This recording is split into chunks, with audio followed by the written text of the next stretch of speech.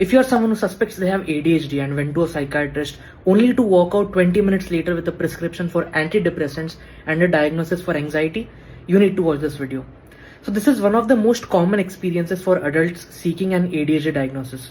So let's talk about why this exactly happens. Well, there are few massive reasons for this misdiagnosis. First, symptom overlap. ADHD, depression and anxiety share a lot of real estate. For example, emotional dysregulation, extreme fatigue, restlessness, and executive dysfunction. These are all symptoms of the three conditions. Second, probably you do have anxiety and depression, but they are secondary.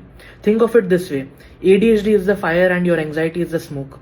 Living with unmanaged ADHD, like failing at tasks, dealing with rejections, causes severe anxiety and depression. But when you walk into the clinic in a state of crisis, the doctor only sees the smoke. So they treat the smoke, but the fire still keeps on burning. And third, outdated medical biases. There are still psychiatrists who believe ADHD is strictly a childhood disorder. If you are a functioning adult sitting in their office, ADHD is not even on the menu. The default becomes depression. And fourth, the childhood proof problem. To diagnose ADHD, doctors need proof that symptoms existed before the age of 12. And in India, asking parents can become a trap. Because of stigma around mental health, many parents can unintentionally downplay or even dismiss symptoms, saying that you were completely fine as a child. Without that childhood context, the diagnosis often shifts back to anxiety. Well, but here's the important nuance. Sometimes treating this anxiety or depression first is actually the correct medical step.